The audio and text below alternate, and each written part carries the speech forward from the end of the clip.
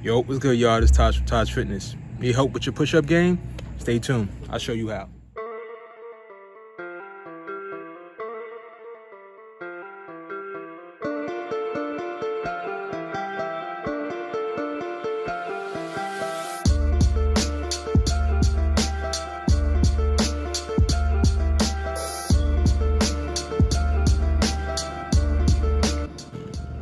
It's so crazy how I'm waking up before my alarm clock now. Yeah. I'm about to go and get my food on, and then I'm gonna go for my run. So I would love to show y'all my 2 o'clock runs. The only thing is, it's dark, like dark. Matter of fact, let me show you how dark it is, okay?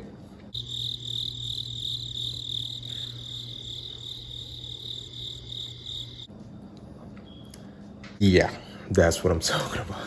It's extremely dark. You won't be able to go and see it. So that's why I attempt to do 2 runs, or I just do my regular run, and then I try to film another run like every other day or so.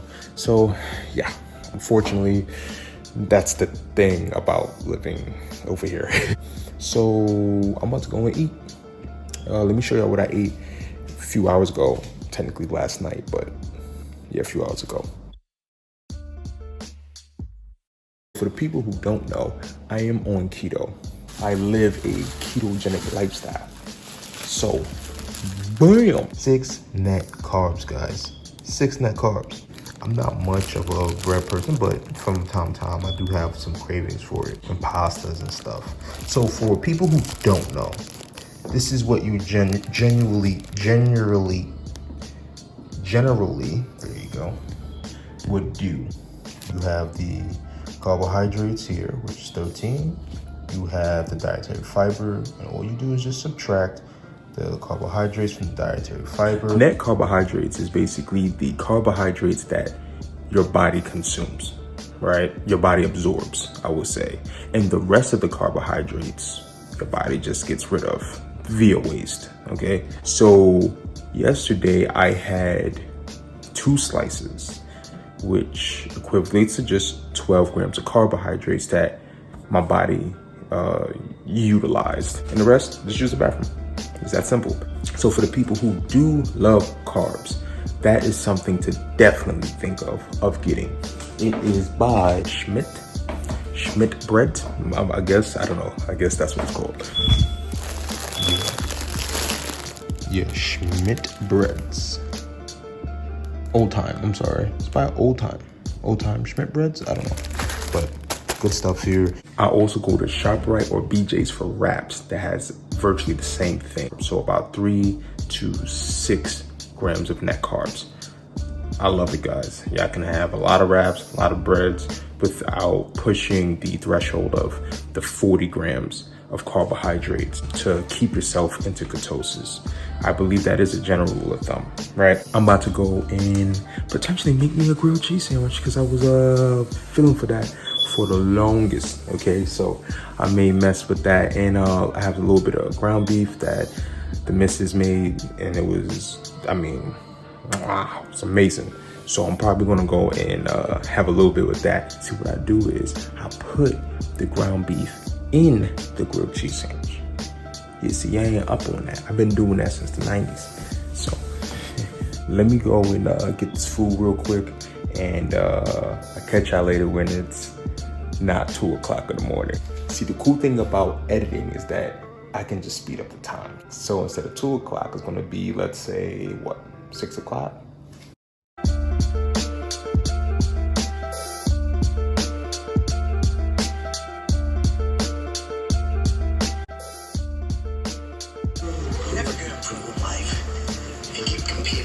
You stink. No offense, guys. None taken. You gotta challenge yourself. If you don't, complacency sets in. Bad things happen when you become complacent. And I know what y'all thinking. Hey, that's an Eggo. That ain't keto. It's not an Eggo. It is a chaffle, a cheese, egg, and almond flour waffle. And let me tell you how delicious it is. It is amazing. Alright, so I have to drink a plethora of water. And for my people over in London water, right? Guys, just finished drinking this. Once I finish drinking this, I should be a-okay. I think I'm probably gonna have like another quarter, maybe like another quarter to drink. I'm probably gonna go for my run later though. I have a lot of editing to do, so I know that's something that's been on my mind about stuff. A lot of editing, and I do have a video to shoot tomorrow. So I just said I'm taking today off because I just felt like I wanted to. But every time I say that I'm gonna take a day off, it just means that I start my day late. When you have down days, what do you do? I would like to know, and it also just helps the community, helps everybody else know as well. You know, we can feed off each other. That doesn't sound right. That doesn't sound right. You can feed off each other? No, right? Anyway, I digress. If there's any type of videos on a fitness level, on a food level, y'all let me know. Let me know in the comment section below. Yeah, let's talk about it, because I really want to go and get these videos out to y'all. So let me go and do that. Let me stop talking to y'all, and catch y'all later. Also, I stepped on the scale yesterday at 5 o'clock p.m. I stepped on the scale today, like around 8 o'clock. The crazy difference that I saw on that scale, I know that was a poor sentence. That's just how dumb it was. It didn't make any sense. This is how much I weighed at 5 p.m. yesterday. Right? This is how much I weighed this morning.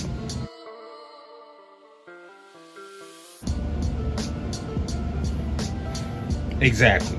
Doesn't make any type of sense. But it's pretty cool because I did see the difference in my body.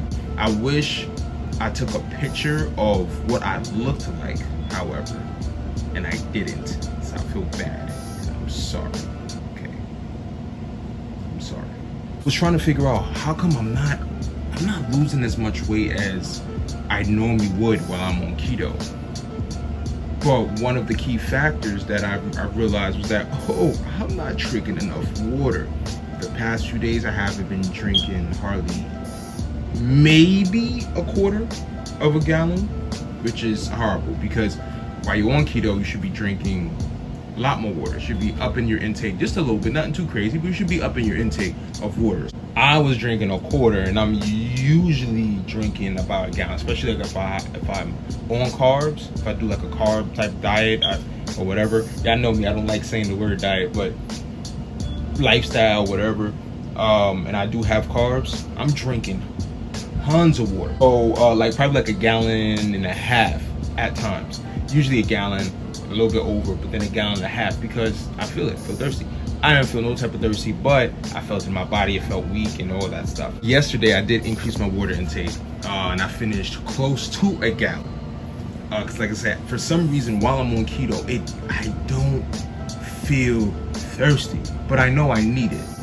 But let me get back to this water and get back to these videos to edit to keep y'all entertained. Are you entertained? Are you? No, seriously, I mean, especially if you are entertained, you should, comment below, give a thumbs up, subscribe maybe. Ever thought about that? Ever thought about subscribing? Hitting that notification button, that bell button, so you can always see this great face of mine, Okay, enough weirding y'all out. I'm going to finish drinking this water for the umpteenth time that I said it. Yeah, so let me hurry up and get up out of here. All right, see, y'all talk too much. That's y'all problem. Y'all talk way too much. I talk too much. All right, I'm trying to go. Let me go. Okay, let me go. So what I'm going to show y'all is not only how to do a proper push-up, just like I know many of other channels do as well, but I know that there's a vast amount of people who are deterred from doing push-ups because they may not even know how to do a single push-up, which is fine. Okay, we all start from somewhere. So let me go and show you some easy steps on how to progress your push-up game. So I'm gonna be on concrete here, but I wanted to kind of like be outside today. It's probably like one of the last few days of being somewhat warm. So let me just show y'all real quick. Now, regular push-up, clearly your hands can be anywhere, but on average you start doing your push-ups by being about shoulder width apart. Now, as you go down, you're supposed to be roughly about here. Now, I have a hoodie on, so you may not be able to see it, but it's about a fist length between my chest and the ground. Okay, so you dropping down roughly around here, and then you're going to push up, squeezing your chest. Okay, think of it like you're trying to squeeze a quarter between your chest and hold it. So you're going down to try to pick it up, and you're squeezing to go in and keep it there, right? And then you're just going to repeat. Remember, what's important about push-ups is that it's a natural movement, okay? The same way with squats, the same way with pulling, doing some type of row movement. These are natural movements that we've probably been doing since we were like toddlers, right? One of the things that babies do when they first starting off and they start to develop some form of chest and tricep strength, right, along with shoulders, they push up. My boy does that now. As a matter of fact, when he came out the womb, he was doing that. So he's just pushing off. It's a natural movement. So that's something that you want to increase because it helps overall with your kinetic chain. Okay. Now, one of the key things that people don't necessarily do or don't necessarily focus on, minding where their elbows are. As you're doing the push movement, you're going to keep your elbows in. If you keep your elbows in, you're engaging your chest, okay? If you keep your elbows outward, you're going to be engaging more of your shoulders. You have another chest movement that you do. This right here. Now, you're not pushing, but you're clapping your hands together, squeezing your pec muscles together. So when you hold the two cables together, you're going and you're squeezing and you're contracting. Keep in mind, it's all about the feelings, that mind and muscle connection. So I'm about to go down and I want you to focus on where your elbows are, and when you coming up, that's your contracting state. I want you to squeeze, right? Try to hold, like a nickel between your bosoms. And that's pretty much it. And then you go and you repeat, all right? So another thing people should be mindful of is when it comes down to any type of push movement, whether you're in a bench press, whether you're doing push-ups, you want to be mindful of the angle you are to your elbow joint or whatever you want to call it. I have longer arms in comparison to someone who doesn't, right? If that makes sense. When I take the bar off the bench and I start to go decline or whatever, the bar is usually around here before I go and I press up. I'm getting all the contraction. Doesn't mean that I don't go further down and have the bar touch my chest. Not saying that it will work or don't work, but you don't need to necessarily to get that full contraction. From right here, it will be okay. Okay, and then you can just push up. The same thing goes with push-ups. You can do full range of motion, and you can also do half reps or whatever they like to call them. All right, especially for people who are beginners. We all started from doing half reps, as much as people don't want to admit it, but we all started there as kids. Let me demonstrate. So you don't have to pause, all right, when you're going down. I'm just showing you just for sheer demonstration. You press up, and I'm trying to squeeze. Now, elbows. Remember what I was saying, elbows. If you keep your elbows out, as you're going down, you're going to feel it a lot on your shoulders. Keep your elbows in, you're going to push up, you're going to feel more in your chest, okay? Elbows in chest, elbows out, shoulders. General rule of thumb. Go back down, come up. Now, for the people who may not be able to do a full push-up, it's fine. You can start by doing, which a lot of people want to call them girl push-ups. I don't call them that. It's just assistance. The same way if you got a pull-up bar and it has the extra weight there, we all have to progress. All right, so please don't feel bad that you can't do a full push-up yet. All right, so I'm going to be on my knees. As I'm on my knees on this hard concrete right here, as you see, hopefully you can see me. And then as I'm pressing down, same thing, come back up. Be mindful where your elbows are. Press down, come back up. Bam. Now, if you cannot do that, that's fine. This is why I'm talking about semi-reps. Start from here. You can't go all the way down, that's fine. Start from here and come back up. So let's say you're doing semi-reps. Going in, keep your elbows in as much as you can. Stop right here, push yourself back up. Okay, you will feel the contraction. Or if you don't worry, you will as time goes on. Right here, and then you're gonna come back up. Eventually, you'll be able to get further and further to the ground. So here's my tip. Once you're able to do 10 semi-reps or 10 on the knee push-ups, give it a shot in trying to do one full standard push-up, okay? And once you see that you're able to do that, then what I want you to do is to do one full standard push-up, and then if that's all you can do, either the knee push-ups or the semi push-ups. Eventually, you'll be able to do what I try to do as much as I can, 20 downs. If you're on your knees, you can do the 20 downs, and you can do 20 downs as semi-reps as well.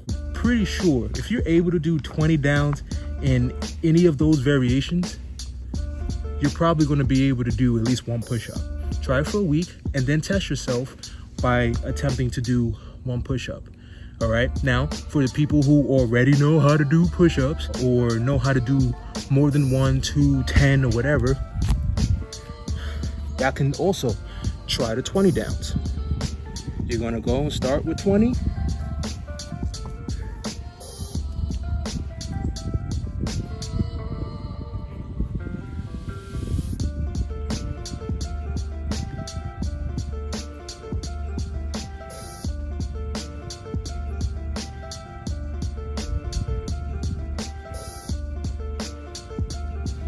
Right? After you finish the 20, you wait, and then you're going to do 19.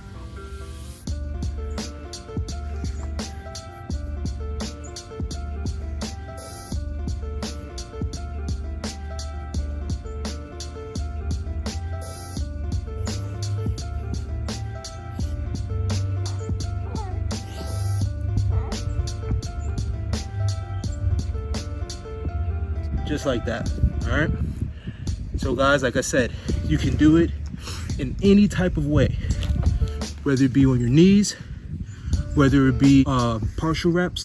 So we all start from somewhere, guys. So please, just get out there, do the push-ups, and I guarantee you, as you get better, things get better. You'll be able to do different type of variations. Don't forget to like, subscribe, comment down below if you want any other videos pertaining to fitness and just overall wellness. Let me know what y'all want me to talk about, guys, and I'll catch y'all later. One. Again. You're hilarious. You're killing me.